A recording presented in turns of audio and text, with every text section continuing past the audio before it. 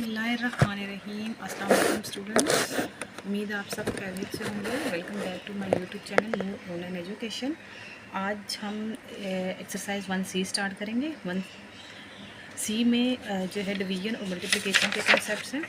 तो उससे पहले हमें जो है वो मल्टीप्लाई और डिवाइड के थोड़े से कॉन्सेप्ट जो मैं आपको पढ़ाना चाहती हूँ आपको पता हो।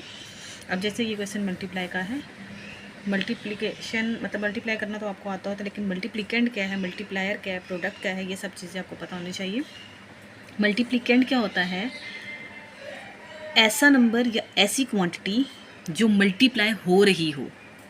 जैसे कि ये नंबर जो है वो इस नंबर से मल्टीप्लाई हो रहा है ना, तो ये क्या है, मल्टीप्लिकेंट।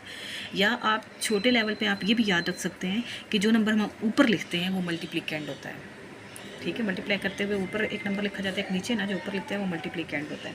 लेकिन वैसे जो इसकी आपकी बुक में डेफिनेशन लिखी हुई है या बताया गया है, वो नंबर या वो क्वांटिटी जो मल्टीप्लाई हो रही हो उसको मल्टीप्लिकेंट कहते हैं। मल्टीप्लायर क्या है?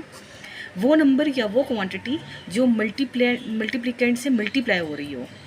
ठीक है, जो मल्टीप्लिकेंट को मल्टीप्लाई कर रही हो तो वो क्या है, मल्टीप्लायर। जैसे कि ये 46:243 के साथ मल्टीप्लाई हो रहा है, मतलब इसके साथ मल्टीप्लाई होकर ये आंसर दे रहा है, तो ये मल्टीप्लायर है। या ये कह लें जो नीचे लिखते हैं वो मल्टीप्लायर है, और जो इन दोनों का आंसर आएगा वो क्या है, प्रोडक्ट है। आई होप आपको समझ आया हो मल्टीप्लिकेंट क्या है, मल्टीप्लायर क्या है या प्रोडक्ट क्या है। बस आप ये बातें थोड़ी बहुत याद रखेंगे तो आपको एक्सरसाइज करते हुए आसानी से हो जाएगी। अगला क्या है, डिवीजन। डिवीजन क्या होती है कि उसमें आपको डिविडेंड, डिवाइज़र, कोशेंट, रिमाइंडर ये सब पता होने चाहिए। डिविडेंड क्या होता है, जो हम अंदर लिखते हैं, या हम कह सकते हैं कि जो ये डिविडेंड है और जिस नंबर के साथ डिविडेंड डिवाइड हो रहा है, मतलब जो नंबर डिविडेंड को डिवाइड कर रहा है वो डिवाइज़र है, और जो आंसर है उनका कोशेंट है, और जो बच जाता है वो क्या है, रिमाइंडर है। जो नंबर डिवाइड हो रहा है वो डिविडेंड है, जिस नंबर से डिविडेंड डिवाइड हो रहा है वो डिवाइज़र है। बस ये बातें आपको पता होनी चाहिए। नेक्स्ट एक्सरसाइज पे मूव करते हैं। एक्सरसाइज 1C का फर्स्ट क्वेश्चन क्या है, फिल इन द ब्लैंक्स। अब आपके पास ये नंबर गिवन है, मल्टीप्लाई की फॉर्म में है, तो वो कह रहे हैं कि इसमें ये जो नंबर लिखा हुआ है ये क्या है। तो मैंने आपको बताया था कि जो पहले लिखा जाता है, जो ऊपर लिखते हैं, जब मल्टीप्लाई करेंगे तो मैं इसको ऊपर लिखूँगी ना, तो इसका मतलब क्या है कि ये मल्टीप्लिकेंट है। ठीक है, अब वो दूसरा पार्ट बी में क्या है, ये मल्टीप्लिकेंट लिखा हुआ है मैंने इसमें। बी पार्ट में क्या है, the quantity by which the multiplicand is to be multiplied is known as, मतलब मल्टीप्लिकेंट के साथ जो क्वांटिटी मल्टीप्लाई हो रही होती है उसको क्या कहते हैं, मल्टीप्लायर। मैंने आपको बताया था, जो जैसे कि ये मल्टीप्लिकेंट है, इसके साथ ये नंबर मल्टीप्लाई हो रहा है तो इसको क्या कहेंगे, मल्टीप्लायर।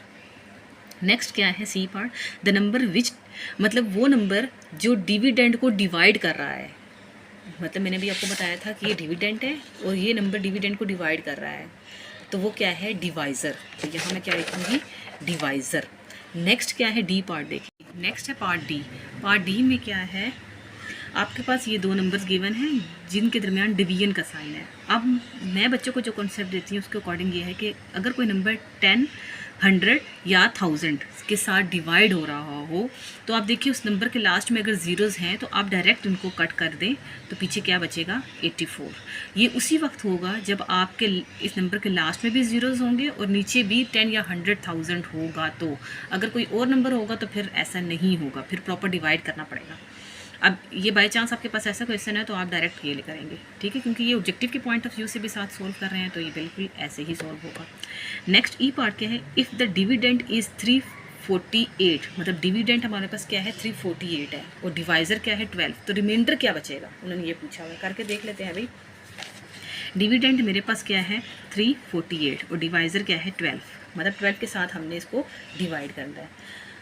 अब देखिए भाई, बाज़ औक़ात बच्चों को टेबल्स नहीं आते, ज़्यादातर मेजॉरिटी बच्चों को 4 क्लास के टेबल नहीं आते, जिसकी वजह से उन्हें डिवाइड का कॉन्सेप्ट कभी आया ही नहीं। जब तक टेबल नहीं आएंगे तो डिवाइड नहीं आ सकता। मैं इसलिए बच्चों को साइड पे डिवाइज़र, बाज़ औक़ात हमारा बहुत बड़ा हो जाता है, बच्चों को बहुत हद मारी तो 9 या 10 तक टेबल्स आते होते हैं, तो बहुत भी हैं, ये मैं नहीं कह रही कि कम है, इतने ही आने चाहिए, लेकिन इतने मस्ट आने चाहिए। अगर नहीं आते तो आप डिवाइज़र का टेबल साइड पे लिखवाएं बच्चों को, तो इससे ज़्यादा ईजी हो जाता है। 12 1 से 12 है, जैसे 12 2 ज़ा क्या है। अगर बच्चों को ऐसे नहीं आता तो ऐसे मल्टीप्लाई कर, 2 2 ज़ा 4, 2 1 ज़ा 2, 12 को 3 से करेंगे, 3 2 ज़ा 6, 3 1 ज़ा 3, 12 को 4 से करेंगे, 2 4 ज़ा 8 और 4 1 ज़ा 4। पहले इतना ही लिखते हैं, फिर उसके बाद देखते हैं जितना हमें ज़रूरत होगा उतना ही हम लिखेंगे। अच्छा जी, अब क्या है हमारे पास, ये है 2 डिजिट नंबर, ठीक है। अब अंदर हम 1 तो ले ही नहीं सकते क्योंकि 2 डिजिट नंबर हमेशा 1 डिजिट नंबर से बड़ा ही होता है, तो हम अंदर 2 डिजिट नंबर पहले देखेंगे। अगर अंदर वाला 2 डिजिट नंबर डिवाइज़र से बड़ा है तो फिर हम अंदर 2 डिजिट ही लेंगे, लेकिन अगर अंदर 2 डिजिट नंबर ये जो बाय डिवाइज़र है इससे छोटा है तो फिर अंदर हम 3 डिजिट नंबर लेंगे। अब 34 जो है वो 12 से क्या है, बड़ा है, तो इसका मतलब मैं अंदर 2 डिजिट नंबर ही लूँगी। अब देखिए भाई, 12 1 से 12 है, 12 2 से 24 है, 12 3 से 36 है। अब ये तो बड़ा हो गया, हमने ऐसा नंबर लेना या तो इक्वल है या तो छोटा है तो ले सकते हैं। अब इक्वल नहीं आ रहा है इस टेबल में तो हम छोटा लेंगे। 24 कहाँ आएगा, 2 ज़ा 24, 4 में से 4 गया तो 0, 3 में से 2 गया तो 1। अब देखिए ये 10 छोटा हो गया, ये डिवाइज़र बड़ा हो गया, तो इसका मतलब ये है कि डिवाइड नहीं हो सकता तो ऊपर से एक डिजिट नीचे उतारेंगे। अब आ गया 108, अब यहाँ तो 48 है, आगे इसका मतलब टेबल मुझे लिखना चाहिए। 5 2 ज़ा 10, 1 कैरी, 5 1 ज़ा 5 एंड 6, 12 6 ज़ा 6 2 ज़ा 12, 1 कैरी यहाँ, 6 1 ज़ा 6 एंड 72, 12 7 ज़ा 7 2 ज़ा 14, 1 कैरी यहाँ, 7 1 ज़ा 7 एंड 8 84, 12 8 ज़ा 8 2 ज़ा 16, 1 कैरी यहाँ, 8 1 ज़ा 8 एंड 9, 12 9 ज़ा 9 2 ज़ा 18, 1 कैरी यहाँ, 9 1 ज़ा 9 एंड 10। 108 है, यहाँ पर भी 108 ही आ गया एग्जैक्ट, तो मैं कहाँ आया 9 ज़ा, तो मैं यहाँ 9 और यहाँ 108 लिखूँगी। पीछे क्या बचेगा रिमाइंडर मेरे पास 0, इसका मतलब है यहाँ क्या आएगा 0। अच्छा, अब कुछ लोग कहेंगे कि बहुत बड़ा मेथड है, लेकिन इसके बगैर बच्चे कर भी तो नहीं सकता। उसे 12 का जब तक उसे मतलब 12 की मल्टीप्लाई करना 12 को नहीं आएगा या 12 का टेबल नहीं आएगा तो वो सोल्व ही नहीं कर पाएगा डिवीजन को। इसीलिए 4th क्लास में बहुत सारे बच्चों का ये इशू होता है कि उन्हें ये डिवीजन का कॉन्सेप्ट बिल्कुल नहीं आ रहा होता। तो इसके लिए इजी वे यही है कि आप जो डिवाइज़र होगा उसको पहले साइड पे टेबल लिखवाएं। तो मतलब अकॉर्डिंग टू सिचुएशन, हम ये नहीं कह रहे हैं पूरा पूरा टेबल लिखवाएं, आप जितना आपकी डिवीजन में यूज़ हो रहा है उतना आप लिखवाएं, अदरवाइज़ छोड़ दें। क्योंकि अगर आप ऐड करके बच्चों को करवाते हैं उससे भी आ जाता है अगला नंबर, लेकिन उससे ये अगर ये नंबर गलत आएगा तो दूसरा भी गलत हो जाएगा। क्योंकि जब एडिशन करेंगे 12 में 12 और, तो अगर पहला ही ये डिजिट गलत लिखा हुआ है 2 ज़ा ही उन्होंने गलत लिख दिया तो आगे भी सारा टेबल गलत हो जाएगा। तो इसलिए मल्टीप्लाई जो है वो ज़्यादा ईजी भी है जी। नेक्स्ट आ जाता है question number 2, state whether true और फॉल्स।